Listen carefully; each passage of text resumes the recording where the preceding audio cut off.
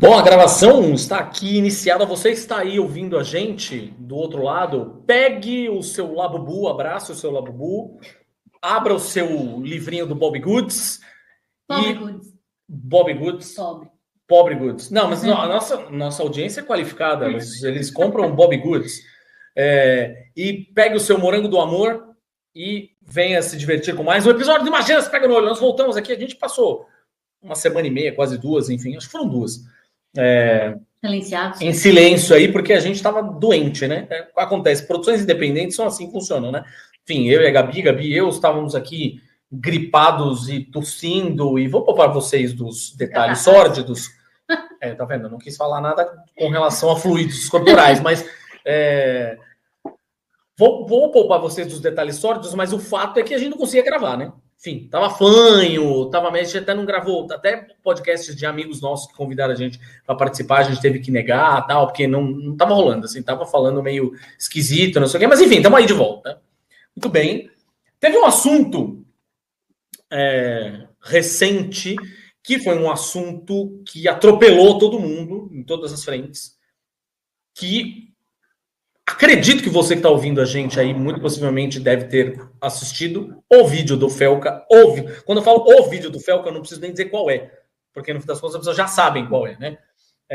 A gente aqui em casa, é engraçado que, assim, para muita gente o Felca foi uma novidade, né?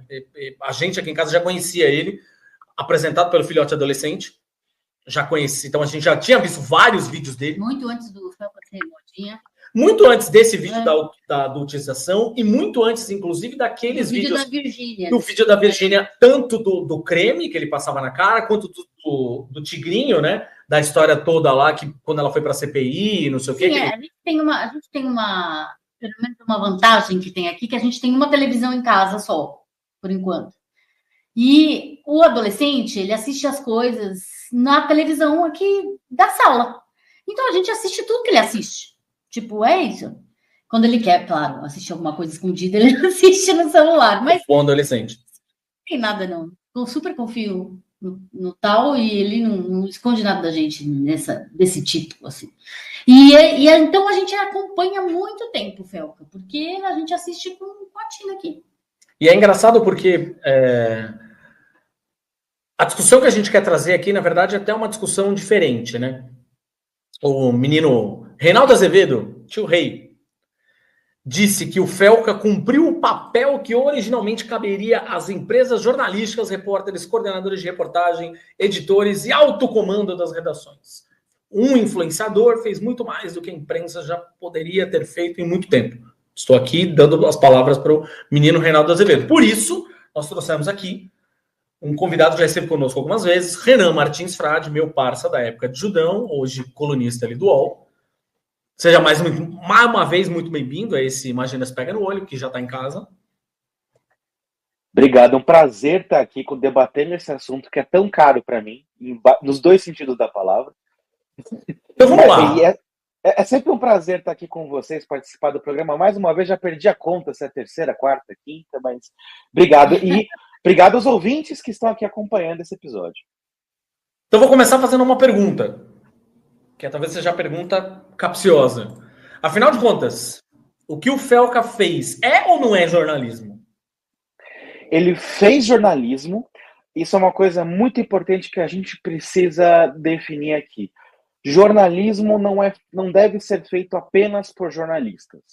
Na sociedade ultra comunicativa que a gente está e ultra conectada que a gente está, todos nós temos as nossas plataformas. Todos nós temos o nosso espaço, digamos assim, de divulgação. Querendo ou não, a rede social transformou todos nós em comunicadores. Obviamente, cada um com o seu tamanho, com a sua dimensão. Mas no mínimo, você que está ouvindo aí o programa, você tem o seu Instagram, você compartilha os stories, você conta uma historinha ali, você faz seus posts, e você é um comunicador para a sua bolha ali, para quem está em volta de você. Então, querendo ou não, todos nós nos tornamos comunicadores e todos nós podemos usar ferramentas do jornalismo. Não quer dizer que todos nós somos repórteres, que todos nós somos jornalistas, mas todos nós podemos usar artifícios do jornalismo, da apuração, pode ser mais opinativo, pode ser mais reportagem, pode ser mais analítico, mas todos nós temos a isso. Até porque, por questão de legislação, quando a gente pega... Eu estava na faculdade faz tempo, quando caiu o diploma de jornalismo. Na época, a principal forma de pensamento sobre isso, na principal linha de pensamento sobre isso, era que cercear o direito de divulgação e direito de opinião apenas aos jornalistas era, de alguma forma, ir contra a Constituição brasileira. Então, por isso, foi retirada a obrigatoriedade de diploma. Na época, foi uma briga muito forte do Sindicato dos Jornalistas, da categoria do jornalismo, mas a gente já tinha, na época, muita gente que praticava, né, essa atividade, né, essa profissão, sem ter o diploma, inclusive na Folha, no Estadão, nos grandes veículos, que inclusive foram contra, né, a favor do fim da obrigatoriedade do diploma. E a sociedade foi evoluindo a partir dali. A gente tem as redes sociais, o YouTube principalmente, que transformou todo mundo ali em comunicador de si mesmo, pelo menos, né? Então, todos nós podemos usar ferramentas jornalísticas e, digo mais, é difícil exigir a ética jornalística até de quem não conhece o que é ética jornalística. Mas a gente também tem que se preocupar um pouco com isso. A gente tem que se preocupar que todo mundo tem direito a omitir a sua opinião, mas tudo tem um limite, né? A gente também não pode mexer com um amiguinho ali ou falar coisas que não são com base na realidade e na verdade. Mas eu não sei se te respondi, mas é um pouco por aí. Agora, ele fez, portanto, jornalismo ou algo próximo de jornalismo. Tinha muita gente, inclusive, estava chamando o vídeo dele de mini documentário, né? Não chegamos a tanto, não chegamos a tanto. Mas assim, ele fez algo utilizando as ferramentas jornalísticas, portanto, ele fez jornalismo. Mas ele não é um jornalista, certo? Não. A não ser... Bom, acredito que se ele começar a seguir por este caminho, ele estudar mais sobre a comunicação pelo lado do jornalismo, ele pode vir a se tornar um repórter, um jornalista e tudo mais. Não o consideraria um jornalista neste momento, mas é um caminho que ele pode seguir, e se ele seguir, ele é muito bem-vindo. Agora, e essa é a segunda pergunta capciosa, conectada com a primeira. Ele fez, portanto, jornalismo que as empresas de jornalismo não estão fazendo? Ponto de interrogação. Muito pelo contrário, né? Quando a gente olha para os grandes veículos e para veículos independentes de reportagem, a gente vê alguns deles já produzindo reportagens aprofundadas, né? Você tem o Repórter Brasil, você tem o Intercept, você tem o Jota. E aí eu não estou fazendo juízo de valor da qualidade desse jornalismo, do alinhamento político desses repórteres, desses veículos, mas eles estão pegando ali a informação e se aprofundando. Mesmo o UOL, né, também tem uma editoria de reportagens aprofundadas, tem um pessoal que se dedica a isso, que demora às vezes meses, anos produzindo esse tipo de material, que pode ser material de uma vida, inclusive. Então, a gente tem repórteres e tem veículos fazendo esse trabalho. E aí, acho que cabe a cada um fazer essa análise. E o jornalismo, ele é muito importante, esse trabalho de autoanálise dos próprios jornalistas e também dos próprios leitores, espectadores, enfim, quem está consumindo esse conteúdo, também analisá-lo, né? É importante que quem está ali lendo, assistindo, pense, o que está por trás daquela informação? O que o jornalista foi atrás? Por que ele escolheu X ou Y de fonte? Por que ele escolheu aquele viés e tal? A gente tem que se provocar a assistir ou acompanhar veículos que não são necessariamente do nosso viés político, porque isso nos faz pensar e também sair um pouco daquela bolha. Não quer dizer que a gente vai concordar, não quer dizer que a gente vai gostar daquilo, mas nos faz pensar. Isso eu estou falando de veículos que não são extremistas, tá? Se entrou por um lado, eu sei que no assunto aqui a gente pode entrar em algum momento, mas se começou a soar fascista, cara, cai fora. Mas, sim, pelo amor. Nesse extremo, né? É interessante fazer essa análise, entender. Alô, Brasil Paralelo. Exatamente. No mundo que a gente vive hoje, considerando. E eu não vou falar nem só, tá? Eu vi muita gente com relação a esse assunto do Felca falando. A gente até, né, chegou falando que a gente conheceu o Felca por conta do nosso filho adolescente, aquela história toda, papapá. Mas eu nem vou falar, no fim das contas, sobre as novas gerações. Vou falar sobre o novo jeito de consumir conteúdo, que é, sei lá, minha mãe consome conteúdo hoje de um jeito completamente diferente, né? Esse jeito novo de consumir conteúdo faz com que os influenciadores cheguem aqui para substituir os jornalistas, ou são coisas completamente diferentes? Não, mas cada vez mais a gente vê o surgimento da figura do jornalista influenciador. Porque ele precisa ser multimídia.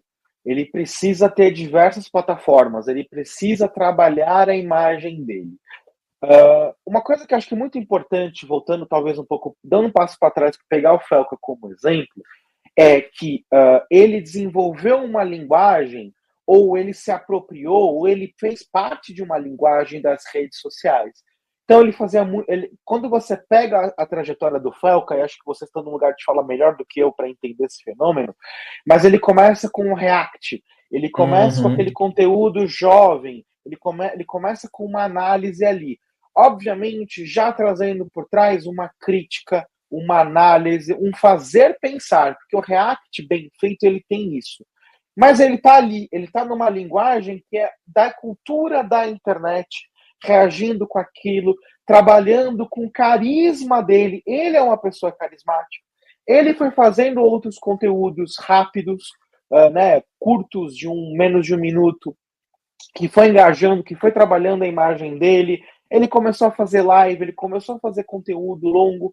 Então ele foi se apropriando ou se moldando a partir da linguagem que funciona na internet, e ele se tornou um expoente dela, e ele começou a ter muito sucesso disso.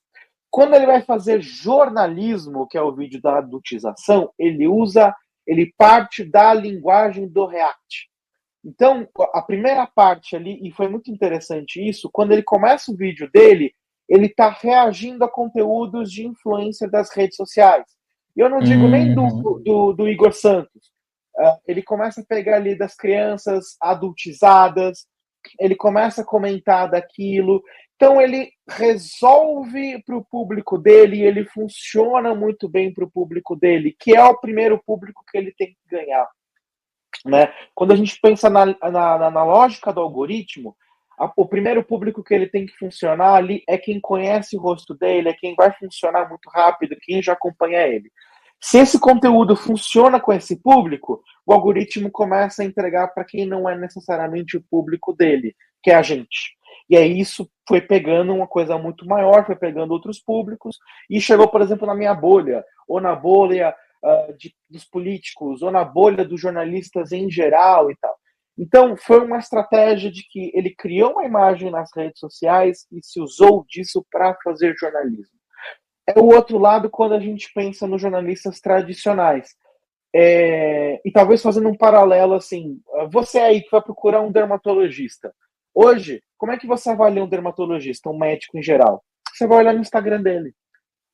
Nutricionista, você vai olhar no Instagram dele. O que ele publica de conteúdo? O que ele faz? É isso que eu ia falar, né? Hoje em dia, todos os profissionais são um pouco influenciadores, precisam ser um pouco influenciadores. Exatamente. Quem não é visto não é lembrado. Velho Exatamente. Ditado. E você vai, de antemão, avaliar o que ele faz, né? Poxa, a decoradora ali faz uma coisa bacana e tal. E aí passa por ele ter um carisma, por fazer uma edição legal, por ter, enfim, tudo o que a gente sabe das redes sociais. Aí ele vai contratar aquela pessoa. A gente tem jornalistas que conseguiram fazer essa migração para as redes sociais, trabalhar muito bem a imagem deles, uma via de mão dupla. Né? Alguém que fez muito sucesso, sei lá, o Celso Zucatelli, não sei se ele é grande, imagino que seja no Instagram, apresentando hoje em dia, ele tem uma cara conhecida. Quando você está ali passando feed, aparece o Celso Zucatelli, pô, vou ver o que ele vai contar, quero ouvir o que ele vai contar. Aí você para ver ali, né? Vou ver, perceber ali, pô, a linguagem dele funciona, vou continuar acompanhando e tal. E aí você começa a consumir o conteúdo dele ali. Então, cada vez mais a gente tem que ter esse cross, até porque o jornalista precisa de outras formas de monetização, né? Infelizmente, o veículo tradicional ele não se paga mais. A gente tem a crise do jornalismo, crise do Google e tal. Então ele precisa trabalhar a imagem dele em outros lugares que ele consiga vender e tal. Ah, mas porra, Renan, jornalista tem que fazer publi. Então, vamos lá. Eu já fui contra. Eu já fui contra o jornalista fazer publi. E aí tem uma questão de ética e tal. Se você está fazendo de um publi de uma marca e aquela marca está num escândalo, tem tudo isso, e acho que a gente pode debater por horas aqui. Mas sempre foi muito aceito que os veículos fizessem publicidade.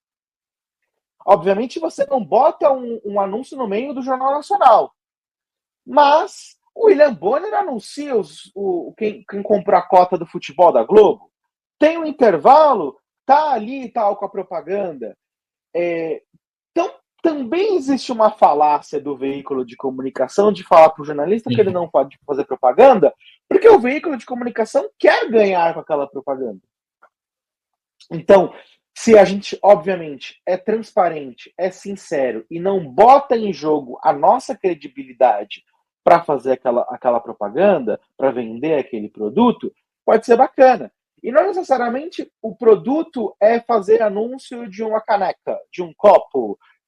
Pode ser ele vender o seu curso, pode ser ele vender suas táticas de comunicação, suas técnicas de oratória, pode ser ele se vender como um orador, um apresentador de um evento. Tem diversas formas que ele pode monetizar a imagem dele. Então, também passa por isso, porque é importante ter esse trabalho de redes sociais, sim. Mas ele não deixa... Vou usar um exemplo de um Evaristo Costa, por exemplo. Né? Ou seja, saiu, tal, não sei o quê. Ele, quando sai desse lugar de estar num veículo, ou seja, estar atrelado, você falou do Celso Zucatelli, por exemplo, estar atrelado necessariamente a um veículo. Hoje não é o caso do Evaristo, não é o caso do Rodrigo Bocardi, por exemplo, que não está mais atrelado a um veículo. Ele não estar atrelado a um veículo faz com que ele passe a ser enxergado como influenciador, ou ainda existe a pecha de jornalista? Ou as duas coisas ao mesmo tempo? Olha, talvez, boa pergunta, e, por exemplo, pensando por mim, eu posso sempre estar fazendo outra coisa, mas sempre serei jornalista e repórter. É quem eu sou. Então eu posso estar sendo influenciador, posso estar sendo um criador de conteúdo, posso estar sendo um profissional de comunicação corporativa, mas eu sou um jornalista. É quem eu sou no cerne do meu ser. Então eu imagino que o Evaristo Costa ele continue sendo um jornalista, um repórter. Eu não sei se o Evaristo Costa é tanto um exemplo, porque ele sempre se fez muito como apresentador, né? Mas, de repente, uma Ana Paula Padrão, que tem um histórico de reportagem muito forte, né? Ela foi no Afeganistão, antes da guerra do Afeganistão, antes do 11 de setembro, quando ninguém falava do Talibã, ela estava lá de burca fazendo reportagem. Ela é uma repórter no sentido mais repórter dos termos, né, do que a gente pode dar ali a palavra. Então, ela estava apresentando o MasterChef, mas ela não deixava de ser repórter, ela não deixava de ser jornalista. E aí eu acho que é bacana pensar na intersecção. Como uma Ana Paula Padrão pode usar a imagem importantíssima que ela tem para a comunicação brasileira, para a reportagem e para o jornalismo, para fazer jornalismo nas redes sociais. Então, como é que ela pode se apropriar das linguagens do TikTok, linguagens do Instagram, linguagem do YouTube, juntar com a imagem dela e produzir jornalismo? Eu acho que o Felca, uma das lições que ele traz é isso. Não é que o jornalismo não estivesse denunciando o que ele denunciou. O Repórter Brasil, posso estar errando agora aqui, já tinha feito reportagem sobre isso antes.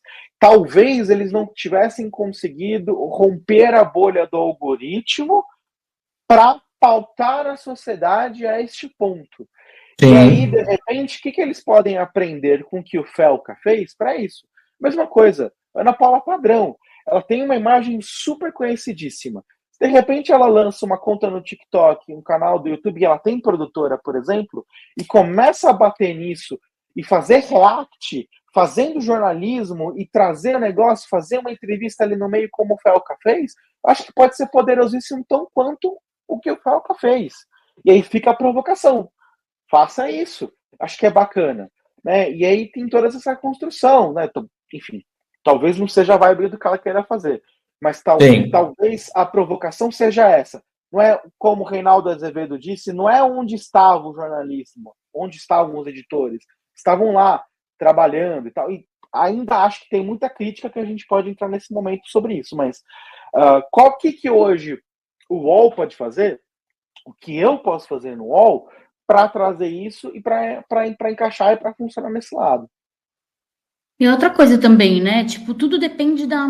Por exemplo, o Felca começou a fazer React, depois ele foi aprofundando e analisando certos temas que a galera levava para ele. Então, assim, sempre teve um fundo de reflexão. O Felca sempre foi um cara que foi pro lado reflexivo. Porque ele é um cara mais introvertido, ele é um cara que lê, ele mostra, inclusive, ele conta a questão do bullying que ele sofreu, que por isso que ele abriu um canal de YouTube, desde o começo da carreira dele. Então, sempre ele foi um cara que prezou pela informação, que prezou pela reflexão das coisas. Sempre falou, gente, vamos parar, vamos pensar aqui. Ele sempre foi sarcástico, mas ao ponto de incitar a reflexão, né? Nunca foi sarcástico de graça, assim, para fazer graça e no final falar, aí, joga no tigrinho depois de... não é dele, né? Sim. É do próprio ser, da própria apresentador, no caso, o próprio influencer, Felca, ser dessa forma. Ele vê a vida dessa forma, ele reflete sobre as coisas, né? Então, isso é natural dele. E aí ele foi vendo aquilo, foi ficando indignado e foi refletindo sobre aquilo. Então, assim, um dos grandes papéis do jornalismo, ora essa, é refletir sobre a sociedade, né? Sobre as coisas que estão acontecendo na sociedade. Desculpa. Ajudar as pessoas a refletir. Então, ele fez, de um modo natural, uma das coisas que o jornalismo tem como pilar. Sim. Com certeza, com certeza. E eu digo mais, para não ficar só no exemplo dele, e não é necessariamente o jornalismo denunciatório que a gente está falando aqui, mas pegar a trajetória do Casemiro, do Casé. É quase a mesma coisa. Ele vem do lugar da comunicação. Eu não sei se ele é jornalista de formação, mas ele trabalhou no esporte interativo por muitos anos. Ele trabalhou com produção de conteúdo esportiva, trabalhou, digamos assim, com jornalismo esportivo. Ele começou a fazer live no Twitch de novo, linguagem de redes sociais, se destacar, trabalhar daquele jeito, fazer coisas bacanas. O carisma dele foi crescendo a partir daquilo ali, e aí você pega uma Live Mode, que é uma empresa que estava indo atrás de direitos esportivos, foi atrás dele para trazer esse carisma, essa imagem, cruzar tudo e lançar a Casé TV, que, enfim, é esse fenômeno que a gente está vendo aí no YouTube, que está no Prime Video, que está no Disney Plus, que, enfim, está em vários lugares para assistir, transmitindo Copa do Mundo de seleções, de clubes e tudo mais. Então isso demonstra que a gente pode realmente usar essa linguagem e crescer bastante e atingir outros ambientes ou outros níveis que não eram possíveis. Eu vi um pessoal falando, uma crítica que eu acho que vale a reflexão, que era, o algoritmo não dá espaço para o jornalismo. O Felca deu certo com esse vídeo porque ele justamente dribla o algoritmo porque ele não era de jornalismo. Sim e não. Eu acho que é uma questão importante aqui, que nenhuma empresa que tem algoritmo, e aí vai de Netflix, YouTube, qualquer uma delas, o algoritmo ele não tem essa lógica nefasta de penalizar um conteúdo porque a empresa não quer. É capitalismo. Qual é a lógica do capitalismo? Prender o usuário ali mais tempo para mostrar publicidade, para vender assinatura e vender o que quer que seja. Então, o algoritmo, ele vai aprendendo, ele vai fazendo ali, ele vai te prender para o que funciona melhor para te colocar ali. Ele vai te apresentar cada vez mais aquilo que não te tira da plataforma. Talvez o jornalismo, como ele é feito, com uma linguagem de televisão tradicional e tal, ele não funciona para isso. Talvez não, com toda certeza. Então, o problema não é o jornalismo, é a linguagem que a gente está utilizando ali. Quer dizer que a gente tem que se vender e entrar numa lógica nociva, que acho que a grande crítica que cabe para tudo isso em relação ao SEO, e aí vale um parênteses, acho que o grande problema do jornalismo hoje é a gente, enquanto classe, e os veículos, né, os patrões, que não necessariamente são jornalistas, isso é importante colocar aqui, eles são também uma lógica de patrão, eles se venderam para um universo onde o Google é extremamente relevante para gerar audiência, e aí sim, clique e dinheiro, e usaram uma lógica muito nociva do SEO para conseguir isso. Então a gente vive no universo do clickbait, né? Eu costumo brincar, né? Onde hoje vive o Faustão é de cortar o coração, né? E aí gera o clique a partir disso. Onde vive o Robinho não é de cortar o coração porque ele merece. É essa a lógica do algoritmo. É o clickbait, é o negócio que vai fazer ali você clicar. E quando você olha o que gera maior número de acessos para os veículos pré-IA, é isso. Mesma coisa as redes sociais. Mesma coisa o push notification de aplicativo. Nossa, tá impossível ler veículo de esportes. Porque toda manchete que a gente recebe de push notification é clube da Série A anuncia ex-jogador do Real Madrid. E aí você vai ver com todo respeito ao Ceará, mas é o Ceará que anunciou um jogador que jogou no Real Madrid C. E todo mundo tá pensando que salário. Corinthians que anunciou o Rodrigo. Então, é muito nefasto. Isso faz muito mal para o jornalismo. E grande parte dos esforços de comunicação se renderam a isso. Veio a IA e a IA quebrou as pernas disso, porque agora a pessoa não precisa clicar para ter essa resposta. O Gemini via Google entrega direto. Né? E mesmo às vezes uma apuração, um furo de reportagem, o Tassius, eu esqueci onde ele está, se é no Tecnoblog. Nossa, eu esqueci, enfim, para qual site que ele foi. O Tassius é Tecmundo, não? Tecmundo, isso aí. Ele deu um furo lá e o Google estava dando qual furo dele na própria resposta, na própria busca. Não precisava entrar no site. Isso é uma lógica muito perversa com o veículo, né? Mas, enfim, a gente entrou nessa seara que isso faz muito mal para o jornalismo. Isso acaba com a credibilidade para gerar cliques. Então, eu não estou falando que a gente tem que entrar no mesmo jogo para produzir conteúdo para as redes sociais, de vídeo curto, para o YouTube e tal. Isso também está fazendo muito mal no YouTube. A gente tem um pessoal muito extremista, ou que se vale da discurso dos extremos para produzir vídeo ali muito nocivo, que ocupa esse espaço no algoritmo e está ali fazendo lavagem cerebral de uma galera no YouTube. Então também isso é problema. Mas enfim, o que o a gente tem que pensar, enquanto classe, o que a gente pode se aproveitar da linguagem das redes sociais, do que o algoritmo quer para vender um jornalismo de qualidade. Vou inverter um pouco a pauta aqui. Eu tinha uma pergunta agora, mas como você falou de um outro assunto que estava mais na frente, eu vou trazer ele para agora. Por favor. Esse lance da plataformização. Isso também não é uma questão que, no fim das contas, acabou fodendo, falando o português bem claro, perdão meu francês, mas fodendo a vida do jornalista, porque, cara, aí, assim, seja você influenciador, jornalista solo, jornalista trabalhando em veículo, tanto faz. O ponto é que hoje se depende muito de plataformas, quaisquer que elas sejam as redes sociais para ajudar a disseminar conteúdo rápido, seja o YouTube, que muita gente considera como rede social, mas enfim, é outra coisa de qualquer forma, né? O YouTube, a Twitch, o que quer que seja.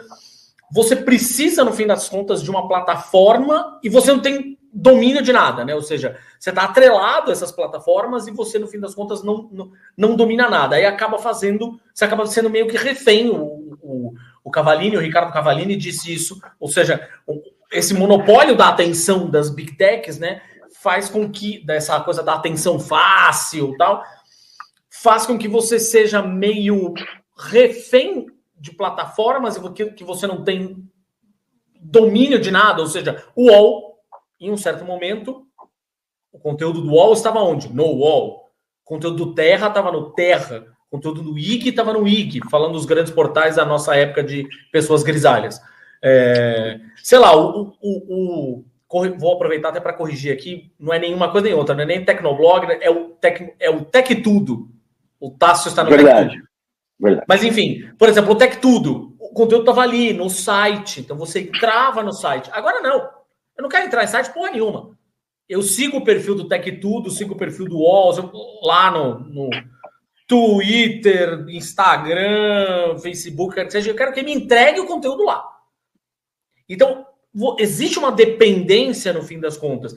Isso, as plataformas, a plataformização, isso.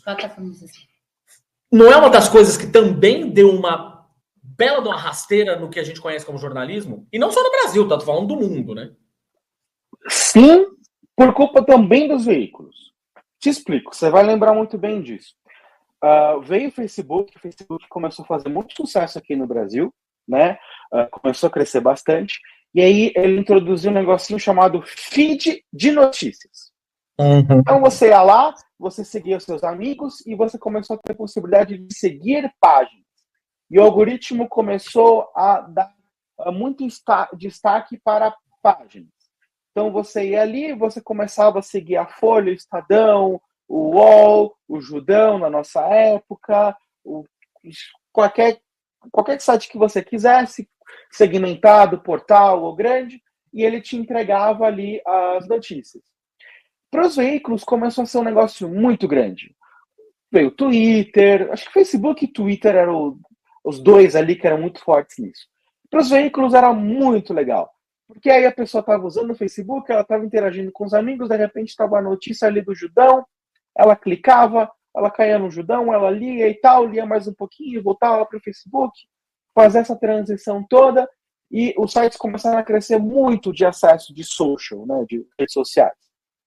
Então, no UOL, era uma troca um pouquinho complicada, porque sempre foi um grande portal que era a home das pessoas, não é ESN, um Terra, tal.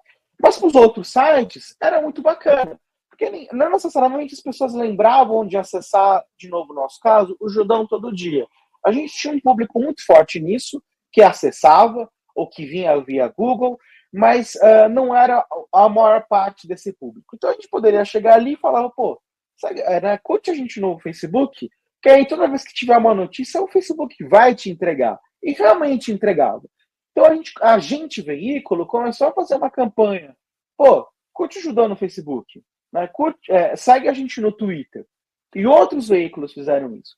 Então a gente foi, aos poucos, abrindo mão desse lugar em que as pessoas entravam no Judão todos os dias e foi estimulando a pessoa a ficar no Facebook e receber a gente por lá. E tá tudo bem, porque era um acordo não escrito em que a gente divulgava o Facebook e o Facebook nos divulgava. Só que aí, quando as plataformas perceberam, o Twitter percebeu que, ok, a gente já tem esse grande volume de público aqui e a gente precisa vender publicidade. Né? Começou a colocar publicidade no feed. Então, um dos grandes destaques da publicidade, uma das grandes importâncias da publicidade é o watch time. Eu preciso estar ali. Eu preciso scrollar naquela época para a publicidade aparecer.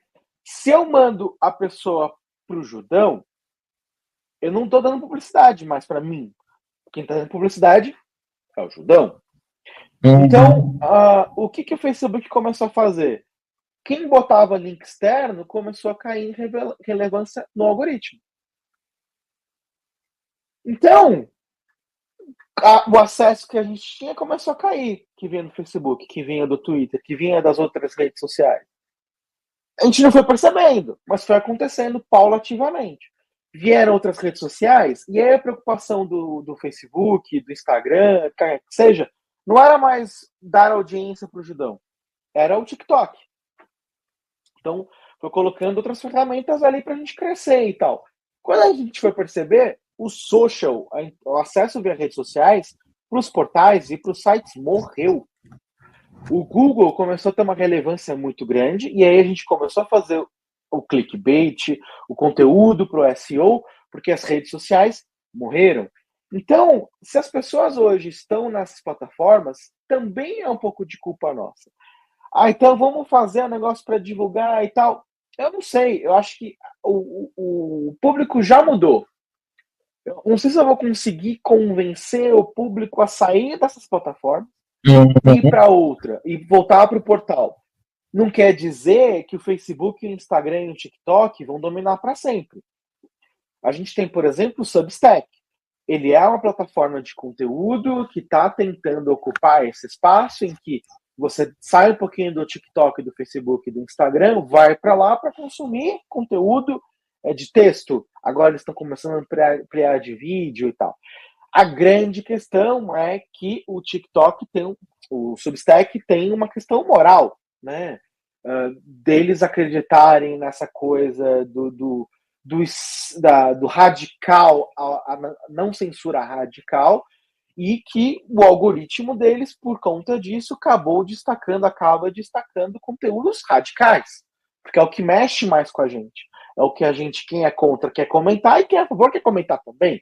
Então o algoritmo começa a entregar, e aí é aquele conteúdo que a gente sabe que é nazista ponto, né? Não existe extremo nazista. Nazista é horrível, é extremo por si só, mas é antissemita, é extremista e tudo mais, é extremo do semita, enfim, começa a acontecer um monte de coisa ali que não necessariamente é bacana, né?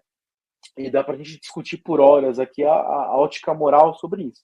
Mas pode ser que os veículos consigam fazer um Hulu, para quem acompanhou, né? O Hulu era todos os estúdios se juntando para concorrer da Netflix. De repente pode existir um Hulu dos veículos para combater a plataforma, o Facebook. Acontece que o pessoal é muito pulverizado, a gente fala muito da alternativa. O New York Times funciona muito bem e tal, por que todo mundo não faz um concorrente do Facebook? Em vez de cada um tentar ser o New York Times e vender essa assinatura. Enfim. Sim. Tô aqui pensando em alternativas, mas para fechar, assim, pensar qual é o próximo passo. Eu não acho que as pessoas vão voltar para o passado, mas qual é o futuro do jornalismo? Você falou bastante do Judão, e acho que tem uma coisa que acho que dava para conectar na pauta aqui também. Uma coisa que a gente escutava muito, enfim, eu escutei muito isso na época da Arca também, mesmo na época da PQP lá atrás e tal, mas acho que na época do Judão, definitivamente o tamanho que a gente teve, eu sei que a gente escutava bastante isso, eu sei que a Gabi também escutava isso na época do Minas Nerds, quando era site, que era a questão da opinião. Não, mas vocês não estão fazendo jornalismo, vocês estão dando muita opinião. E eu vi muita gente falando, por conta da história do Felca, que talvez a principal diferença de linguagem entre o jornalismo tradicional e o que ele estava fazendo era a objetividade. Ou seja, no fim das contas, ele não estava apenas, tão somente, fazendo uma apuração e trazendo isso em forma de um mini documentário, quer que seja. Ele estava dando opinião o tempo todo. Às vezes fazia, no meio do vídeo, ele faz umas graças, faz umas piadas, aquela história toda, papapá, e ele dava opinião. Hoje a gente consegue enxergar a possibilidade do jornalismo passar a ser um pouco mais... E aí eu tô falando opinativo, não só no... Obviamente, quando a gente fala de jornalismo com opinião, as pessoas vão lembrar das colunas de opinião. A coluna assinada pelo fulano de tal, beleza. Mas mesmo numa reportagem, por exemplo? Eu acho que esse posicionamento, o jeito que as pessoas consomem hoje conteúdo de influenciadores, esperando que eles estejam naquele conteúdo, que eles se posicionem, que eles se coloquem naquele conteúdo, isso pode ser também algo que vai influenciar o jornalismo daqui para frente? O jornalismo tradicional, eu digo, pelo menos, né? Eu já acho que a gente vive um excesso de opinião no jornalismo. Explico. O jornalismo sério exige recursos, diz o meme, né? Mas é bem por aí. Fazer trabalho de reportagem, mandar o repórter à rua, apurar, às vezes dias, meses, anos, exige esforço, exige redação muito grande, exige um trabalho minucioso, que, com perdão da redundância, é trabalhoso, é caro, né? Então, hoje, é muito mais fácil, principalmente no online, dar opinião. Então, eu vou ali, sei lá, o Alexandre de Moraes teve uma decisão na STF, o Dino teve uma decisão na STF. É muito mais fácil. O que vai me gerar mais cliques? É uma análise sobre a jurisprudência, falar com 3 juristas, falar com um ex-ministro do Supremo, costurar tudo isso, fazer um puta trabalho legal analisando as decisões do Alexandre de Moraes, ou chegar lá e dar a minha opinião sobre Alexandre de Moraes. E às vezes pode estar embasado ou não, o meu conhecimento de juridiquês pode não ser tão grande assim, de direito pode não ser tão grande assim. E aí eu vou lá, eu dou uma manchete, né? Pega ali que incita emoções, todo mundo vai clicar e comentar e tal. O que vai ser mais rápido e vai dar mais audiência? É o segundo. Essa é a lógica do jornalismo hoje. Então, quando você entra nos grandes portais, e aí eu até falo, né, o UOL também, tenho muitos colunistas, tenho muito destaque para as colunas, tem colunistas que são ótimos.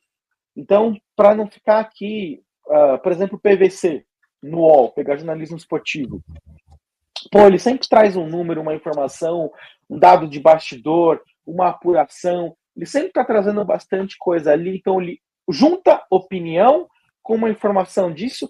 Primeiro porque o cara é uma enciclopédia humana, é muito bem relacionado e ele respira jornalismo.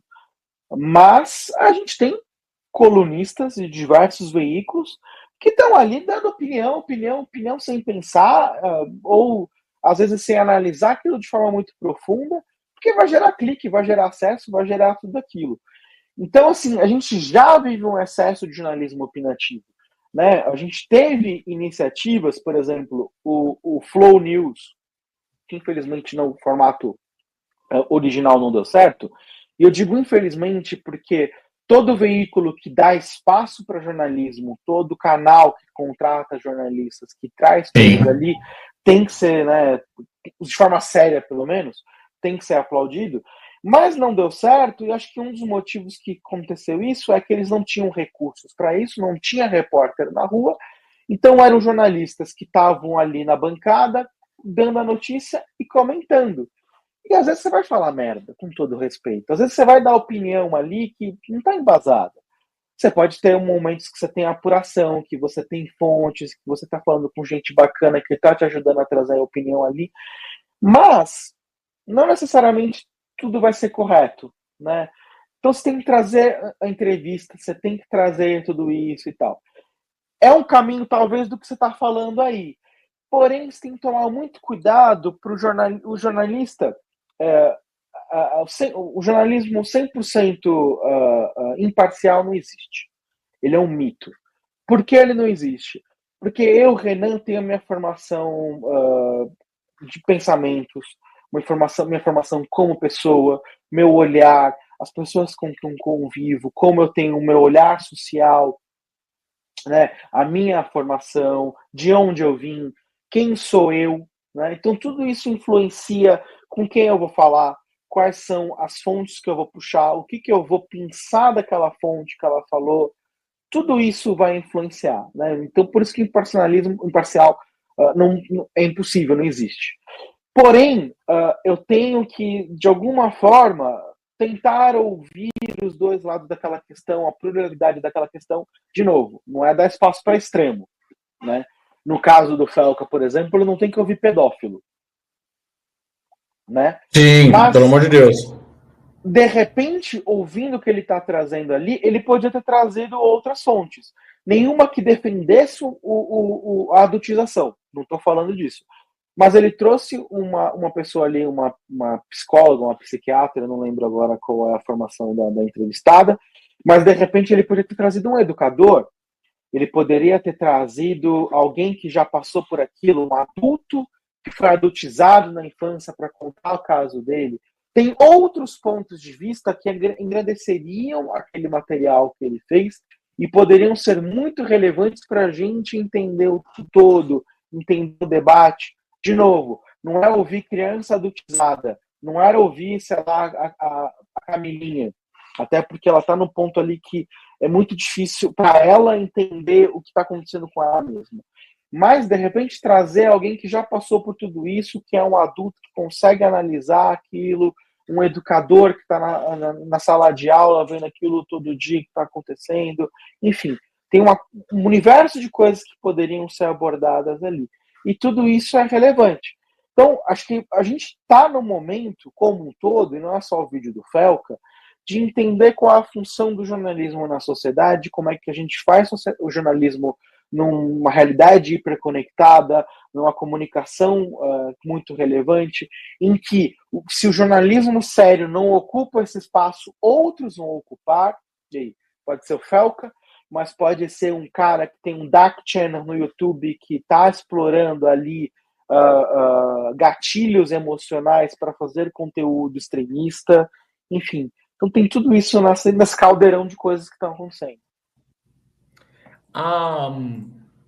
Tem uma questão, que é uma questão que me incomoda bastante, já tem um tempo, e eu lembro que a gente no Judão até chegou a falar sobre isso, que é a coisa da utilização da palavra conteúdo.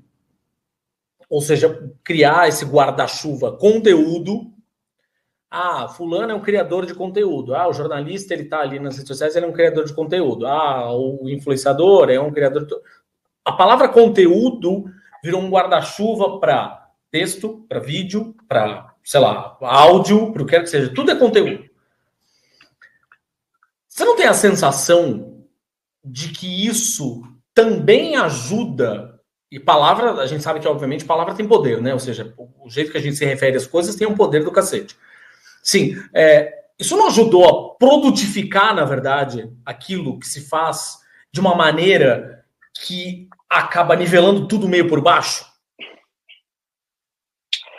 Olha, eu não sei, assim, eu sou, por um lado, eu sou contra esses chavões, eu sou contra essas caixinhas, conteúdo, nerd, geek, mas eu me pego muitas vezes sendo obrigado a utilizá-lo porque às vezes você tem muito pouco tempo para expressar uma ideia nesse universo que a gente está, nessa economia da atenção que a gente vive, e às vezes aquela palavrinha conteúdo já passa a ideia em poucas sílabas em um segundo. Então, por um lado, eu sou contra colocar em caixinhas. Por outro lado, essas ideias, essas semiótica, digamos assim, dá para entrar nessa discussão toda de semiótica, mas isso tudo ajuda a vender mais fácil aquela ideia e já pular essa etapa aí para o assunto que a gente quer tratar ali.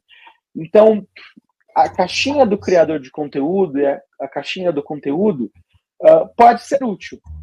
Mas, obviamente, conteúdo, a gente está falando de um filme de arte, a gente está falando de um filme blockbuster de cinema, a gente está falando de uma série da Netflix, a gente está falando de um reel de 30 segundos no Instagram, de um vídeo de TikTok, ela é muito abrangente. Mas talvez entretenimento também seja. Arte também seja. Né? Criador de arte, um artista, é uma palavra muito grande, é uma palavra muito ampla.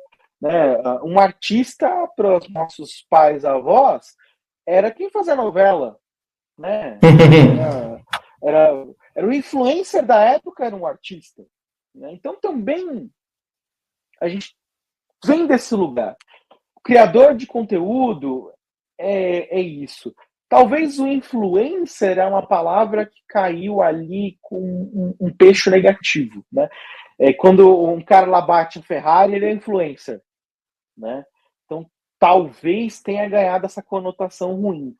Mas eu não sei, assim, acho que se a gente pode usar de uma forma positiva, eu não vejo, eu nunca vou assinar, Renan, eu nunca vou assinar criador de conteúdo. Mas eu me peguei pensando nisso, e aí, quem me acompanha nas redes sociais já viu um pouco desse movimento. Eu tive talvez uma epifania, sabe naquele estado que a gente fica no finalzinho do sono, entre dormir e acordar? Se você não sabe se você está sonhando, ou pensando, ou vivendo. Eu tive um pouco disso, assim. Na sociedade que a gente está hoje, no momento que a gente está hoje, qual é a parte indivisível da informação que a gente está querendo passar ali? Qual o mínimo do mínimo do mínimo da ideia que a gente tem ali? Porque isso é um meme. O que é o meme? É o mínimo indivisível da brincadeira, da piada. É um negócio que é tão irreconhecível que já te dá tudo aquilo. A história do Coldplay. Quando a gente vê um casal já ali abraçadinho e tal, naquela estética, aquilo já virou um meme. E a partir daquela mínima indivisível da informação, do acontecido, a gente pode contar 1 milhão de histórias. Ela é a Nazaré pensativa ali. É o mínimo daquilo ali, já sabe a ideia de que aquilo quer contar. Então eu fiquei pensando qual é o mínimo indivisível da informação que eu quero contar ali, em que eu posso memificar ou transformar em conteúdo e passar a informação que eu quero naquela rede social como brincadeira.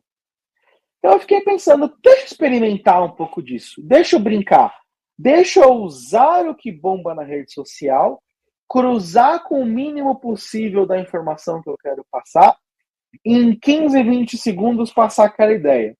Vai trazer reflexão? Não, mas é um pouco do que a gente estava falando do Felca. O Felca, no conteúdo dele, no React, já tinha por trás a reflexão, já tinha por trás o pensamento.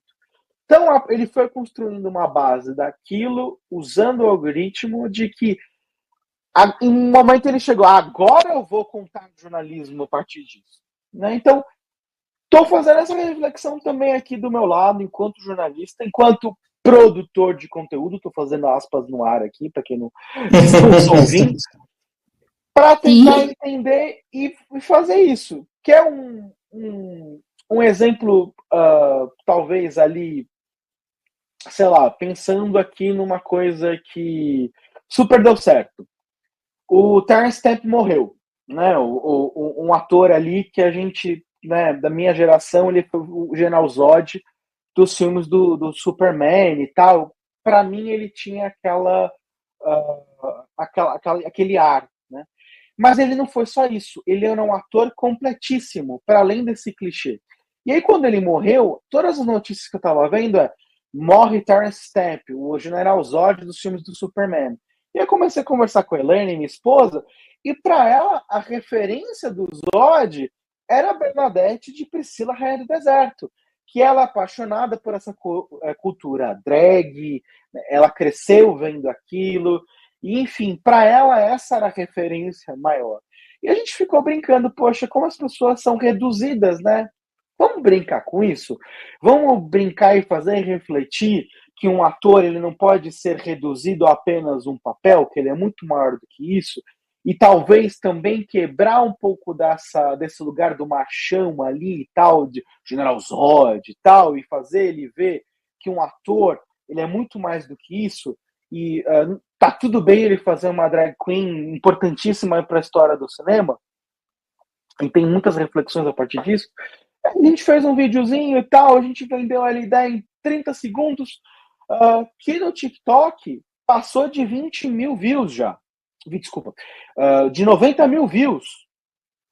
Tá em quase 15 mil, tô olhando aqui, quase 15 mil no Instagram e mais de 90 mil no TikTok. Então, poxa, a gente pegou a informação mínima possível, indivisível, que era o Zod morreu e ele é muito maior do que o Zod, né? E tá trazendo um monte de coisa ali, memificando, brincando e trazendo a reflexão. É óbvio que, para mim, enquanto jornalista, é um lugar um pouco estranho, porque eu quero vender a imagem séria. Uhum. Cadê minha credibilidade nisso? Estou fazendo dancinha do TikTok, digamos assim. Mas esse barco já saiu do porto. Eu tenho que me sujar um pouco, eu tenho que entender essa linguagem, eu tenho que trabalhar um pouco isso, né? E para além disso, querendo ou não, o William Bonner, que é o máximo do jornalismo sério que existe da televisão, está nas redes sociais fazendo brincadeira, trabalhando a imagem dele, criando a imagem dele. E no dia que ele sair da bancada do Jornal Nacional, ele é uma enorme figura do jornalismo barra entretenimento já. Tem. Então ele também está fazendo o caminho dele ali. Então também tem essas coisas que a gente precisa pensar e refletir. Tem uma última questão que eu acho que é... Bom, tem uma coisa que é importante, né? No fim, a gente reforçar que não necessariamente o que se entende como influenciador, às vezes sim, mas às vezes não. Ou seja, não necessariamente o que a gente entende como influenciador é um criador de conteúdo.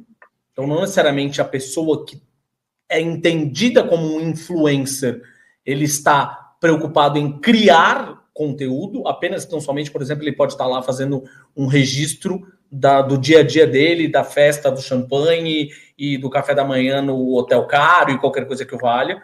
Não necessariamente, eu pelo menos, entendo isso como conteúdo. Conteúdo para mim é uma outra coisa, por mais que a palavra me incomode, volto a dizer. Mas eu acho que tem uma discussão importante, acho que eu queria encerrar com isso, que é uma discussão que esse vídeo do Felca levantou, que é o seguinte. Tem toda essa discussão, obviamente, sobre produção de conteúdo para e com crianças nas redes sociais, aquela história toda, que acho que é importantíssima. Tem uma outra discussão, que é essa discussão que a gente está tendo aqui, ou seja, do impacto, né, que entregou com o jornalismo, tal, não sei o quê, enfim. Mas tem uma discussão, que eu acho uma discussão que eu acho que é fundamental, que é o Felca, enquanto influenciador barra ali, no caso, eu acho que ele é um criador de conteúdo, enfim, mas influenciador barra criador de conteúdo, era alguém que também, naquele vídeo, estava dizendo uma coisa nas entrelinhas, que era: tome cuidado com os influenciadores que você deixa influenciar você. Então, acho que aí tem uma questão importante, uma coisa que eu postei nas últimas horas, na verdade, tanto no Threads quanto no Blue Sky, e começou já a ganhar um aspecto viral lá no Blue Sky, no Threads, perdão, que já tem uma porrada de gente respondendo e tal, que é um pouco isso, assim, né? Ou seja, Ítalo Santos, Virgínia, Carlinhos Maia, vamos lá, gente. A quantidade de... É aquela história, né? Os fofoqueiros gostam de chamar, as pessoas que trabalham com fofoca, gostam de falar polêmicas. Não é polêmica, é arrombadice, de coisas escrotas, com as quais essas pessoas já estiveram envolvidas, é muito grande. E, no entanto, Ítalo Santos, que já tinha sido, como o Renan falou, ou seja, outros influenciadores já tinham denunciado ele, além do Felca, e mesmo veículos de imprensa tradicionais já tinham falado sobre o Ítalo Santos, corta para o Ítalo Santos no ano passado, na lista de influenciadores mais relevantes lá no Meio Mensagem, o caralho, não sei o quê. Então, assim... Eu queria só falar uma coisa que é interessante a gente... Eu sempre tendo a ver, a olhar as redes sociais, não só com um olhar jornalístico, mas agora também com o olhar de filósofa, afinal de contas, né? Estou me formando. Mas não só isso, eu acho que um olhar reflexivo mesmo. E eu lembro que saiu uma pesquisa esses dias no Fantástico sobre a população brasileira. Lembra que saiu? Que aí os principais pilares da população brasileira, quais são? Deus e família. Deus e família. Então, assim, a Virgínia, Carlinhos Maia e Ítalo Santos, eles envolvem toda a narrativa deles nesse binômio aí de Deus e família. Deus e família. Então, eles mostram as crianças, porque ele está fazendo bem para as crianças. Ele está dando casa para as crianças que a gente não tinha casa. A Virgínia tem sei lá quantos filhos, então mostra o dia a dia da filha. Overexpose, né? Expose as crianças, assim, de uma forma assim que não dá nem para aguentar. E isso cria né, na verdade, uma identificação com o grande público brasileiro que acha que isso é bonito, que isso é legal. Sim. E aí compra toda a narrativa que vem depois disso. Aí compra tigrinho, e aí passa pano para pedofilia e todas essas questões. Então a gente sempre tem que olhar que as redes sociais, principalmente as redes sociais, isso não faz parte da nossa bolha. Minha, sua, do Renan, mas tem milhões de seguidores, milhões. Grande parte dos brasileiros seguem esses caras, eles são os maiores influenciadores que tem. Então, a gente tem que ver que isso também é um reflexo da sociedade brasileira. Tá? Sim. Então, é assim. A sociedade brasileira compra esse discurso. Então... Uma coisa importante dizer aqui, eu sou nada religioso, mas tem um velho ditado religioso que diz que é cristão, diga-me com quem tu andas, que direi quem tu és. Acho que na lógica do mundo de hoje é diga-me quem tu segues, que eu direi quem tu és. Então, e eu digo você que está ouvindo aí, faz essa reflexão. Quem você segue? Para quem você dá palco? Para quem você dá audiência, like, comenta, compartilhamento? São pessoas bacanas para a sociedade? São pessoas... Eu não digo que todo mundo precisa fazer algo construtivo. Não, tem essas coisas. Sim. É só não fazer merda, só não fazer. Não precisa nem fazer coisas boas. É só não fazer merda. Você está dando palco para pessoas que você acha que estão construindo um Brasil, um mundo melhor, que estão fazendo bem para os outros, e aí os outros pode ser de forma coletiva ou outro quem está do lado ali em cena. O que o Felca mostra, e a gente está perdendo o ponto da discussão, é que o Felca mostra que tem muitos criadores de conteúdo das redes sociais que exploram imagens de crianças, que entendem que o algoritmo, de alguma forma, entrega isso para pessoas interessadas, muitas vezes pedófilos, que isso dá audiência e que leva a monetização, que gera dinheiro. Então, essas pessoas que são pais, mães e responsáveis estão explorando a imagem dos filhos em vídeos. Os vídeos podem ser bobos ou insinuantes, mas eles sabem o que eles estão fazendo, no mínimo porque gera receita para eles e eles continuam fazendo. Eles são recompensados por esse comportamento e eles repetem, e eles exploram aquilo. Esse é o ponto do vídeo do Felca. O Ítalo Santos é o exemplo maior, é quando ele transforma aquilo tudo em um exemplo concreto, grande, para mostrar onde isso pode chegar. Mas o ponto, repito, o ponto é que tem centenas, milhares, talvez centenas de milhares de pessoas nas redes sociais explorando imagens de crianças para ganhar dinheiro com isso. E o algoritmo, a plataforma, tem uma importância nisso? Com toda certeza.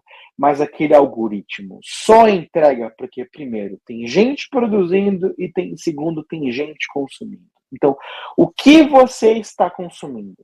O que você consome reforça comportamento que deve ser reprovado?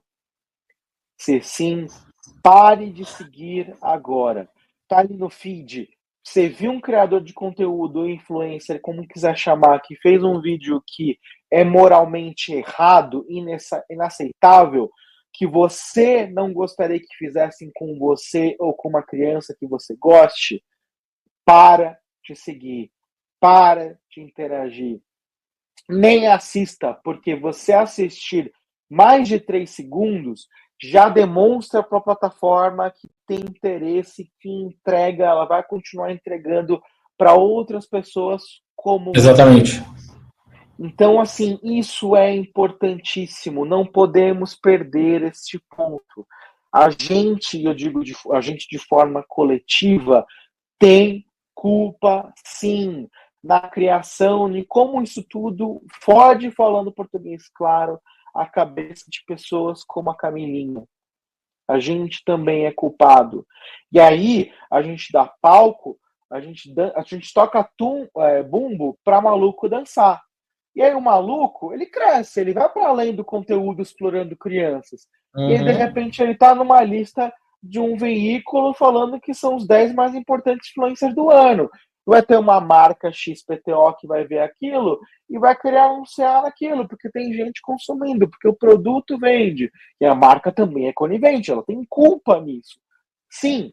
E aí, eu sei que tem pessoal aqui de mercado publicitário, de marketing, que assiste, que acompanha o Agência Pega no Olho, fazer a mesma reflexão. O dinheiro, a sua verba, via plataformas de anúncios, né, qualquer uma delas, ou via publi, está financiando esse tipo de conteúdo? Faz reflexão também. Nossa, canal X ali na programática está indo muito bem. Que conteúdo que esse canal X veicula? É extremista? Está incitando coisa... nazismo, fascismo, está explorando imagem de criança. Tudo isso a gente tem que fazer e a gente tem culpa, sim, nesse cenário. Passa aí você que está escutando, inclusive, porque a gente sabe que no fim das contas, assim, né, tem, obviamente que, salvo algumas exceções, né, que a gente vê aqui e ali, pulando aqui e ali, mas a gente ainda circula numa bolha ainda muito progressista, aqui não sei o que, mas mesmo você, querido, fofinho, progressista e não sei o que, fica ligado que você sim tem culpa nesse cartório aí também, tá? Então tem que fazer uma autocrítica de verdade. E tem o lado oposto que é importante frisar aqui. Cadê o jornalismo que estava fazendo, que não estava fazendo nada? Como a gente debateu, o jornalismo estava publicando esse tipo de conteúdo, só não estava sendo ouvido. Tem diversos problemas. Mas se você está ali na sua timeline, na sua rede preferida, e viu um conteúdo bacana que você fala, pô, esse conteúdo é bom, seja jornalístico ou não, compartilha, curta, comente, impulsione, não impulsione não, que não vai botar dinheiro, mas interaja com aquilo, porque também tem esse efeito. A gente vê um conteúdo super legal e tal, que o fulano fez ali, legal, e pula, nem assistiu, aquilo cai no algoritmo. Então, ajude a reforçar coisas bacanas, seja um entretenimento saudável, seja um entretenimento que faz refletir, seja um jornalismo, qualquer que seja. Viu uma coisa ali, um reel, uma matéria, um post do LinkedIn, qualquer que seja, interaja, comente, traga pontos de vista ali bacana nos comentários, fomente a discussão, porque aí o algoritmo vai aprender que as pessoas também querem esse conteúdo legal, bem feito. Então, o inverso também é verdade. Muito bem. Parem de fazer pessoas estúpidas ficarem famosas. Stop making stupid people famous. É isso aí. Renan, mais uma vez, obrigado pra caralho pela presença aqui, pela conversa. Vou te pedir, obviamente, para fazer o seu bom e velho jabá, né? Onde as pessoas leem, escutam, assistem o Renan. Por favor. Bom, tô lá no LinkedIn, são 340 mil seguidores, se não me engano, lá, sou Top Voice, então podem me seguir lá, sempre estou postando coisas mais... reflexões sobre o mundo da mídia, da cultura pop, do entretenimento, da indústria do entretenimento lá. Pesquisa renanmartinsfrade.com que vocês me acham. Tem também meu blog dentro do meu site, do meu portfólio, renanmartinsfrade.com, ou joga no Google Renan Martins Frade. Tô no Instagram, tô no X, antigo Twitter, Threads, Blue Sky, qualquer plataforma de microblog, como se dizia antigamente. Tô lá também. Tem a coluna no UOL semanalmente, trazendo a indústria do entretenimento de uma forma que é para o público em geral, trazer essa reflexão para todo mundo, para quem quer saber, para além do filme, da série, da plataforma de streaming, quer entender um pouquinho mais do que está rolando nos bastidores, nas movimentações da indústria. Então tá lá no UOL a coluna chamada Na Sua Tela, normalmente sai às quintas-feiras. E eu também, recentemente, lancei comédia digníssima Elaine, um beijo, que eu sei que está ouvindo. Uma conta, digamos assim, no Instagram, no TikTok, no Kawaii e no YouTube, chamada Casal 2 Geeks, Casal 2 Geeks, que é realmente ser apropriado, que dá certo nas plataformas de redes sociais de vídeos, para produzir um conteúdo ali bacana, Às vezes pode soar um pouco bobo, mas o pessoal interage, comenta e tal, e sempre também trazendo um pouco da reflexão, da cultura pop, de coisas que a gente gosta enquanto casal, mas também trazendo um pouquinho a reflexão, interação e tudo mais. E aí a ideia é começar a crescer, começar a ganhar um pouquinho de forma, começar a trazer um pouco de coisa bacana. Mas para isso, você aí que tá ouvindo, que está interagindo com Imagina Se Pega no Olho, segue lá, curte, compartilha, comenta para ir crescendo. É isso, valeu demais, bicho. E, bom, até a próxima, né? Porque não vou faltar outras oportunidades, né? Fechado. É nóis.